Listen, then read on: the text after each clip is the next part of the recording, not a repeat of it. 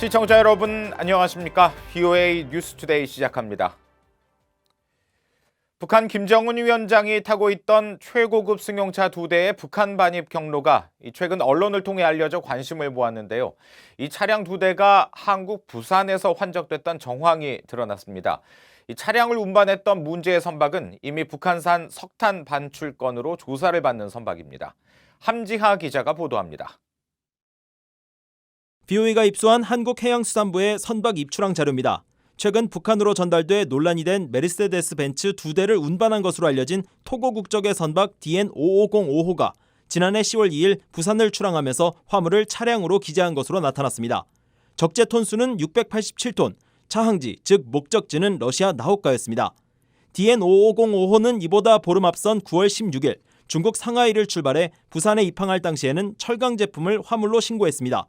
이후 부산에 머물던 이 선박의 화물이 차량으로 바뀌었다는 건 최초 유럽을 출발한 문제의 차량들이 부산에서 환적됐다는 의미입니다.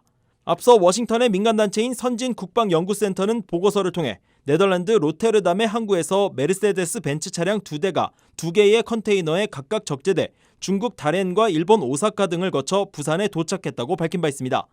보고서는 DN5505호가 부산을 떠나 북상한 이후 약 18일간 사라졌는데 18일 뒤 다시 나타났을 땐 석탄을 싣고 있었습니다. 이 석탄은 최근 VOA가 한국 A사가 최종 구매자라고 지목한 북한산 석탄으로 의심받는 1차 운송분입니다. 따라서 문제의 차량과 석탄 사이에 연관성이 있는 게 아닌지 의문도 제기됩니다. DN5505호는 약 2달 뒤인 올해 2월 같은 석탄에 2차 수입분을 싣고 포항에 입항했다가 현재 북한산 석탄 의심건으로 억류돼 조사를 받고 있습니다. DN5505호의 선주는 앞서 정제유 불법 환적건으로 조사를 받다가 폐선 처리된 카트린호의 운영주 도영시핑과 동일합니다. 도영시핑은 정제유 전달과 북한 석탄 운반 외에 추가적으로 벤츠 차량 운반까지 총 3개의 혐의를 받게 된 겁니다. 유엔 안보리는 대북 제재 결의를 통해 벤츠와 같은 고급 차량의 북한 반입을 금지하고 있습니다. VOA 뉴스 함자입니다.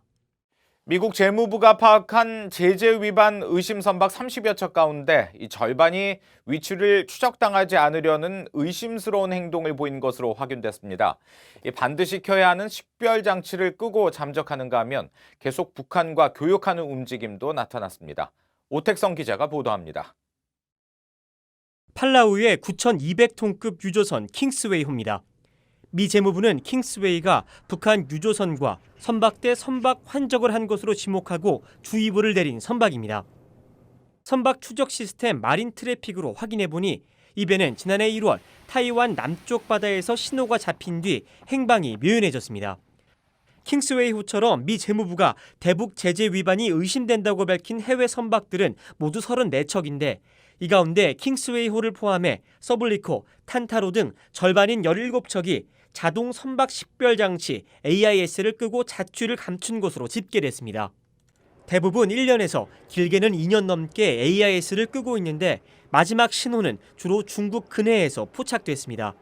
계속 대북 교육에 나서고 있는 것으로 보이는 선박의 움직임도 포착됐습니다. 코모로의 선박 플라우리싱호는 지난달 18일 중국 닝보항 앞에서 AIS 신호가 포착됐다가 이후 8일 만에 북한 청진항 앞에서 신호가 확인됐습니다. 가장 최근인 지난 7일에는 제주 에어릅 앞바다에서 중국 방향으로 가는 플라우리싱호의 신호가 잡혀 계속 북한과 중국으로 가며 교육을 하고 있는 것으로 보입니다. 재무부는 AIS의 전원을 끈 행동에 대해 조사를 고려해야 하며 이를 경고 신호로 간주해야 한다고 강조하고 있습니다. 실제로 지난 5월 미국 정부가 처음 압류한 북한 선박 와이즈 어네이스트호 역시 AIS를 끄고 운행했습니다. 미 의회에서는 이 같은 선박 식별장치 전원 차단 행동을 위법으로 인식하고 법으로 막아야 한다는 목소리가 지속적으로 나오고 있습니다. What if we provided that if you had insurance for your ship, but you deliberately turned off the AIS, the automatic identification system, the insurance was void. 지속되는 국제사회의 제재 속에서도 이를 회피하려는 북한의 시도가 계속되는 만큼 적발 시 몰수 또는 압류 등의 강경한 조치가 필요하다는 목소리가 커지고 있습니다. VOA 뉴스 오택성입니다. 미 하원 외교위원회가 미한일 3국 간 유대화 공조의 중요성을 재확인하는 결의안을 채택했습니다. 엘리엇 엥겔 하원 외교위원장은 점증하는 한일 갈등의 우려를 표하면서 두 나라가 공조 회복 방안을 찾을 것을 촉구했습니다. 이조은 기자가 보도합니다.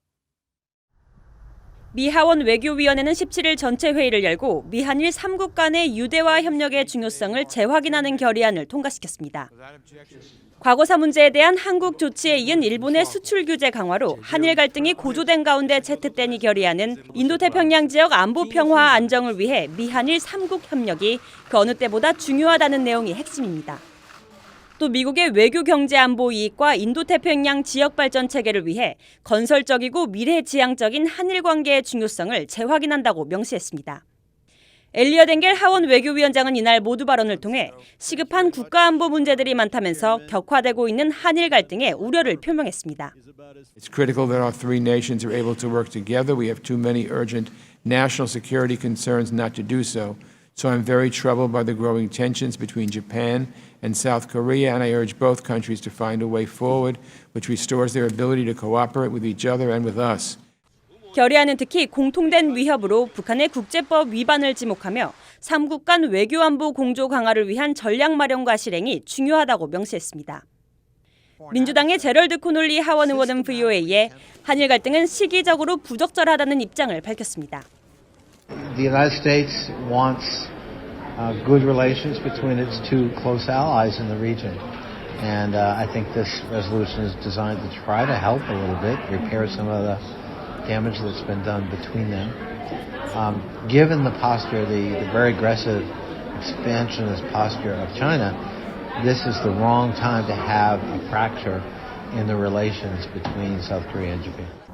앞서 상원도 초계기 위협 논란 등으로 한일 갈등이 불거진 지난 4월 하원과 동일한 내용의 결의안을 최종 의결한 바 있습니다. VOA 뉴스 이조은입니다. 도널드 트럼프 미국 대통령이 탈북민을 포함해 세계 각국의 종교 박해 생존자들을 면담했습니다.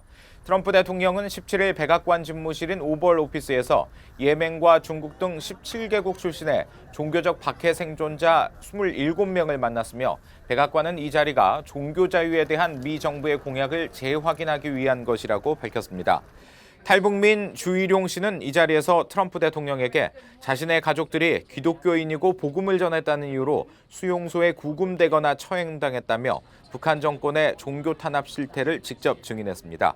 주 씨는 앞서 이날 진행된 국무부가 주관한 종교자유 증진을 위한 장관급 회의에서도 증인으로 나와 북한 정권은 종교의 자유가 있다고 선전하고 있지만 실제로 그런 자유는 존재하지 않는다고 강조했습니다. 영국 정부가 미국의 대북 협상과 압박 전략에 대한 지지를 거듭 확인하고 협상을 통한 북한 비핵화 추진을 강조했습니다. 영국 외교부는 최근 발표한 연례 보고서에서 지난 회계연도의 주요 목표는 국민 보호와 국제 영향력 투사, 번영 추구였다면서 이 가운데 국민 보호를 위해 북한과 이란의 핵무기 확산 억제에 집중했다고 밝혔습니다. 또 협상을 통한 북한 비핵화 달성 방침 아래 미국의 협상과 압박 전략을 지지하기 위해 국제 파트너들과 협력했다고 전했습니다. 조지 W. 부시 행정부 때 백악관 한국 담당 보좌관을 지낸 빅터 차 조지타운대 교수가 향후 북한 비핵화 협상에서 북한 인권 문제를 전략적으로 활용하라고 조언했습니다. 차 교수는 17일 조지 부시 센터에 기고한 글에서 미국이 비핵화 협상에서 인권 문제를 제기해야 하는 전략적 이유를 신뢰 회복과 검증 장애물 제거, 경제 유인책 등 세 갈래로 분류해 제시했습니다. 빅터 차 교수는 이어 북한 핵 문제의 최종 해결을 위한 3대 핵심 요소, 즉 신뢰와 검증, 경제 발전은 모두 북한 인권 해결 없이 달성하기 어렵다면서 한국 정부가 인권 문제 제기를 꺼리기 때문에 미국이 먼저 적극 나서야 한다고 지적했습니다.